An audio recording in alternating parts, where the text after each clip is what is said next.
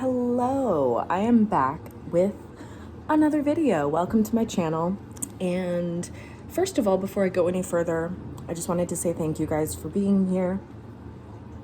I wanted to also say that I am trying to figure out the exact direction that I want to take with this channel, and I'm pretty sure that meditation, mindfulness, spirituality, kind of just that general area is what I want to do. And then from there, hopefully we can figure out a more kind of specific, narrow niche that I can move towards. But I know I don't really have a whole lot of viewers right now, but for those of you that are viewing, thank you so much.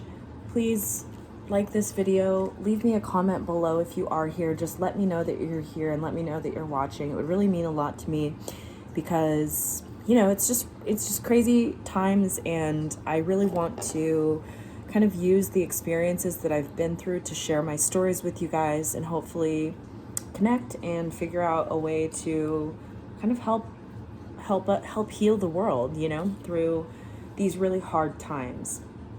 During our lives, I'm 29 years old, and I know most of us millennials, well, all of us millennials and, you know, Gen X, haven't really lived through anything like this. Even my parents, who are boomers, haven't really lived through anything on this massive of a level. Perhaps Vietnam War, I don't know, but no pandemics, nothing like this.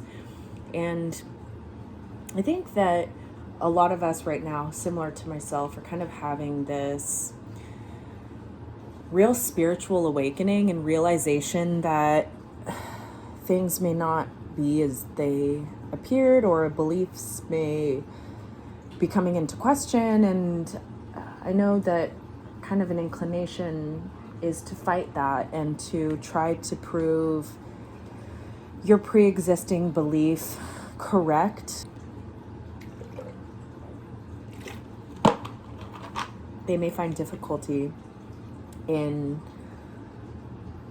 changing and maybe accepting or realizing that maybe they were wrong about something, and go your entire life believing in something and then having evidence come up that changes that can be really difficult to process. And I'm just curious if anybody else has kind of been going through that, through any of this, and if this perhaps will resonate with you guys. So with all of that said, what I want to focus on in this video specifically are tarot cards. I have gotten tarot cards. I got my tarot cards about 3 weeks ago now, and I have found an incredible amount of significance with them.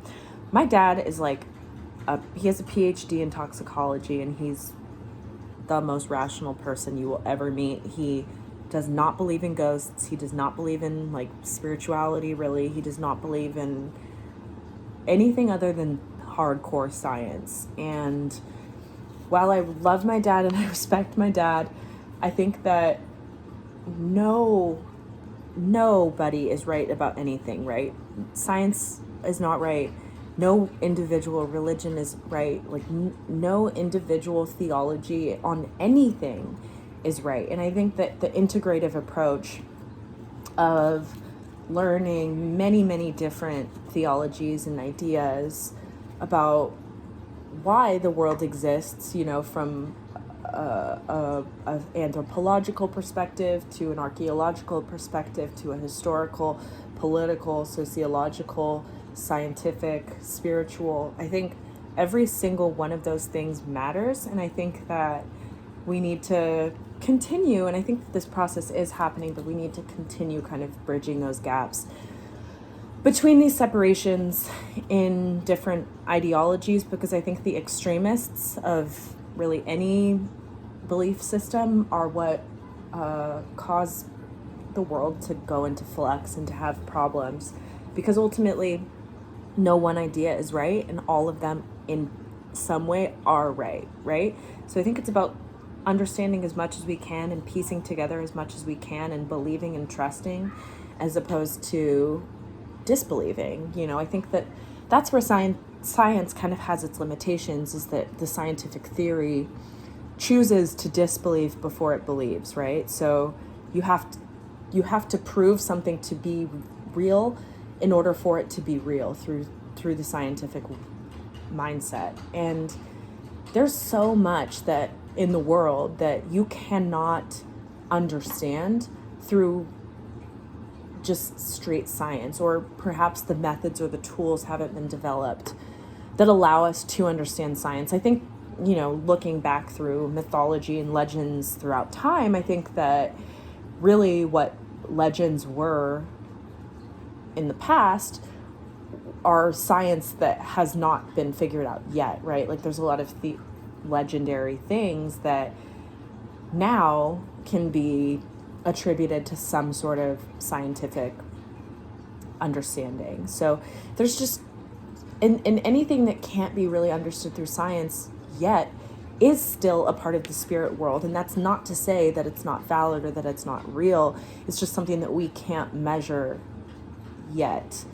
And there's still a lot more out there than that hasn't been measured than I think that has. So humans really have only scratched the surface of what existence really is. And I think that the more that each individual opens ourselves up to the idea of anything is possible and to not believe so heavily in just one thing, I think that mindset is the best mindset for forward motion and for progress, right? One fact of the universe is that everything is impermanent. Nothing is forever. The oldest tree that's 5,000 years old will someday cease to exist. The earth itself, right? Think about Pangea and the geography of the earth. There must be, many buried cities under the oceans that have been lost through flooding and climate change throughout centuries. And, none of the climate change or the issues that we see are really anything new. It's Gaia, Mother Nature's processes. And, I think one thing that tribal cultures really did have to their advantage was the connection to gods and to deities and to Gaia and to, these practices of their life that really kind of threaded the needle in such a way that they understood the different processes of life in a more connective way, as opposed to like the modern way where something happens and we don't know why it's happening, like some stimulus happens, like lightning or whatever. I mean, obviously science understands like the particles or whatever, but like there's ultimately, I'm rambling, but ultimately there is a bigger purpose for everything, and science and your history books don't have it all right, and they very likely may have things completely wrong. One quote that I've been really enjoying recently is that the truth is the truth, no matter how few people believe in it. And a lie is a lie, no matter how many people believe in it. So the entire world, literally every single human being on planet Earth could believe in a lie, and that does not make it valid. The truth could be out there that not one single human being is aware of and that nobody knows.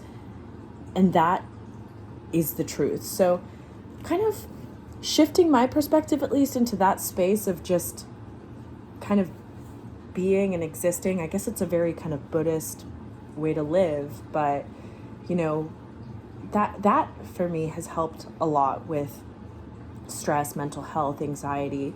And they say that, finding true, I guess, divinity is the ability to be in the present moment and let your consciousness rest right now, as opposed to the racing thoughts of what's going to happen tomorrow, or the depressed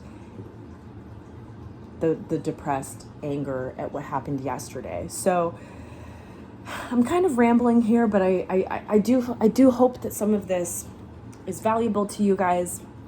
And without further ado, I just wanted to read to you guys a little bit about tarot cards, uh, what what they are, the brief description from this set of cards. I bought these from Amazon. Unfortunately, I wish that I had found a more, or I was able to buy them from a more like legitimate kind of place, and I hopefully will get another pack once everything kind of settles with the COVID-19.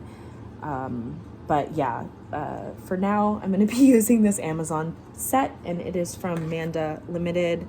So thank you to Manda Limited, and I will put a link in the description below where you can buy a set of these babies for yourself if you would like. So let's see here. The Tarot Cards Guidebook. The tarot, first known as Trionfi and later as Tarocchi, Tarot, and Tarot, is a pack of playing cards used from the mid-15th century in various parts of Europe to play games such as Italian Tarocchino, French Tarot. Many of these tarot card games are still played today. In the late 18th century, some tarot packs began to be used in parallel for divination in the form of tarotology and cartomancy, and later, specialist packs were developed for such occult purposes. In English-speaking countries where these games are not played, tarot cards are usually primarily used for divinatory purposes. Usually using specially designed packs, the cards are traced by some occult writers to ancient Egypt or the Kabbalah, but there is no documented evidence of such origins or the usage of tarot for divination before the 18th century. The tarot is a deck of 78 cards, each with its own imagery, symbolism, and story.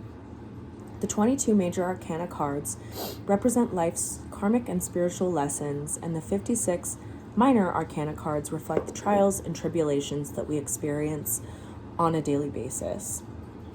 Within the minor arcana cards, there are 16 tarot cards representing 16 different personality characteristics that we may choose to express at any given time. The minor arcana also includes 40 numbered cards organized into 4 suits, with 10 cards each representing various situations that we encounter day to day. Some may say that tarot cards are simply ink on paper. However, what I have discovered from reading the tarot cards daily for over 20 years is this: tarot is the story of our life, the mirror to our soul, and the key to our inner wisdom. Every spiritual lesson we meet in our lives can be found in the 78 tarot cards, and when we consult the tarot, we'll get shown the exact lessons we need to learn and master to live in an inspired life. It is holding up a mirror to yourself so that you can access your subconscious mind. Tarot allows us to tap into the wisdom and answers that live in all of us. Tarot is perfect for self-development, making choices, manifesting goals, coaching others, planning a business, writing a book, meditating, you name it. While many people believe that tarot will tell you the future, making predictions are not what tarot is about. When it comes to tarot, fortune telling is out and intuition is in, especially if you want to create your ideal future and manifest your goals. The most powerful way to read the tarot is to use the cards to access your intuition and your inner wisdom. The imagery in the cards give you instant access to your subconscious mind and intuition. And from this place of inner power and wisdom, you can discover how to make positive changes now so that you can manifest your goals and your dreams in the near future. So I hope that, you know, the rambling that I did at the beginning of this video kind of makes a little bit more sense, because kind of like what I was talking about, this practice and finding spirituality and believing in something like this, where, you know, my whole life I literally did not believe in things like this. I just couldn't. I lived in a very rational world with very rational people, and it just didn't reasonably make sense. But my life has never really made much sense, and things like this have always kind of called to me. I've always had a really powerful sense of intuition, and it speaks to me very, very powerfully, I guess, through meditation and other practices. And so I just decided, I was like, okay, well, if meditation has shockingly been such an incredible kind of spiritual door opening for me, and that's, an ancient practice that has worked wonders in my life, something like this, I have to at least give it a try. I have to at least get myself a set of tarot cards and, do some readings, see what happens. And much to my surprise, or not to my surprise at all, I have had some really incredible discoveries and just kind of got intuition, I guess, guides with my tarot card reading so far. All right, so I just wanted to say thank you guys so much. I hope that you guys enjoyed this video, and I know I didn't do a drawing of the cards in this video. I wanted this to really be kind of a part one of what will hopefully be my tarot card series on this channel.